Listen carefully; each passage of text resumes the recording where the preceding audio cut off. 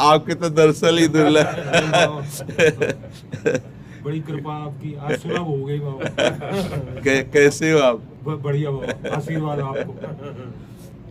बाबा मैं भी आया हूँ। आज लालू भैया ये वो जन है, इनकी जो पत्नी है वो बरसाने की सखी है।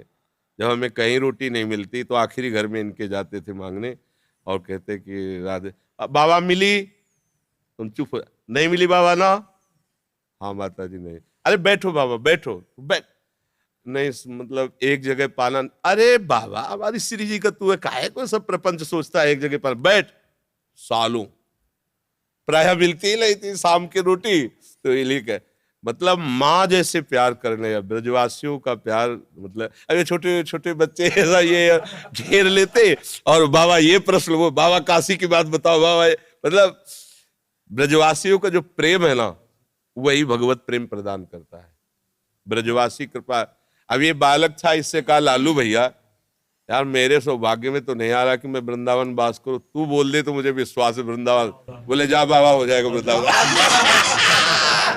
लालू को दे दियो वो होली की वो मैंने ललता ने भेजी है बाबा। अच्छा अच्छा प्रसादी बाबा चुंदरी बरसाने गई ना बादन होली वाले दिन, तो बादन लाड लीजिए बाबा। बहुत बहुत उनकी ओढ़ी भैया महाराज जी, ओढ़ी भैया श्री जी की चरण प्रसादी हो।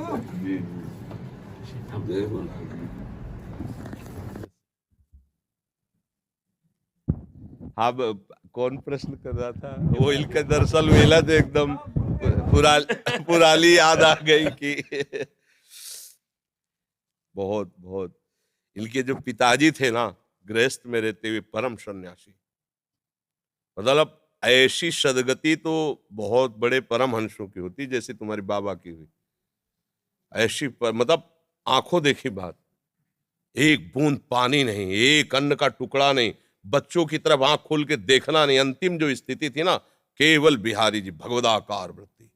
सर हमें लगता कई दिन तक ऐसी स्थिति रही कि उन्होंने पानी भी नहीं पिया। बरसाने बोले दर्शन करके आऊंगो, बरसाने से दर्शन करके जैसे ही घर आए बोले आज से मेरा अन्न बंद है, अन्न नहीं लूंगा, खाली दूध लूंगा और ठाकुर जी को चरणामृत। आखिरी दिनों में ऐसा सूख के शरीर, ऐसे जैसे योगियों का प्राण जाता है ना, ऐसे इनके बाबा बिल्कुल निरपेक्ष, ना बच्चा न बच्ची न बहू, किसी से कोई मतलब, गृहस्थ और जीवन भी सन्यासी जैसा। 4 बजे तड़के लंगोटी पहन करके यमुना किनारे भीषण सर्दी में जहां अच्छे अच्छे काप जाए इनके बाबा, ऐसे चिड़ियों को नमकीन खिला सब। कोई संत अगर प्रणाम कर दे तो तुम्हें तुम्हारे गुरु और इष्ट की कसम है, अगर प्रणाम किया ऐसे कहा बिल्कुल इस सख्त। ये गृहस्थ जन नहीं है, ये ब्रजवासी भगवत स्वरूप है। मन में भाषा में जी आती है उनकी बाबा, मैं अपने मनी मन में आपसे कभी कही नहीं, आज कह रहा हूँ बाबा चैन से रहो, चक्कर भजन करो, तुम्हें ठाकुर जी मिल जाए, जी बात कहते हो। हमें पता है आप सबके आशीर्वाद से ही, नहीं तो कब, तो देखो इनकी रोटी पा करके हम जिए हैं। आज भी बच्चा भगवत कृपा से हमारे भोजन में पहले ब्रजवासी करना आता है, 3-4 ब्रजवासी हैं जिनकी रोटियां आती हैं, तो हम जीते भी ब्रजवासी। देखो चाहे जो कछु भी हो, एक बात काम की बात, ये सब तो बात तो बहुत है। आप कोई दिन जब चिंतन में एकांत में बैठो तो एक बार बाबा श्री जी से ठाकुर जी से कह दियो कि तुम्हारा अधम बालक है, बाबा ध्यान रखियो। क्या ध्यान में रखना है उनको? बस ध्यान में जी रखियो बाबा कि हमारा जन्म व्यर्थ नहीं हुआ। वो तो पास है, वो तो व्यर्थ होला ही नहीं, ये तो पक्का। आप समझो जब आप खेलने खालने तो बड़े बड़े सिद्धों की चरण धूल पड़ी ता तुम्हारा जन्म हुआ है, इस बात को तो भूल जाओ, तुम इस बात को भूल जाओ कि कोई गति या दुर्गति, ये किसी साधन वाला क्षेत्र नहीं है। भजन भजन तो हुआ ना, उसकी चिंता भी मत करो। काहू के बल भजल को काहू के आचार, और ब्यास भरोसे कुंवर के सोवत पाव पसार। अगर आपको ऐसा है कि बाबा हमारे बिहारी जो हमारे, तो आप निश्चिंत रहो, पासबुक बनी बनी है एकदम, बस वो बैंक से निकालना है केवल, बिल्कुल पक्का समझो। वृंदावन में लिखो रहे ना मेरा वृंदावन ऐसे मेरे बाबा।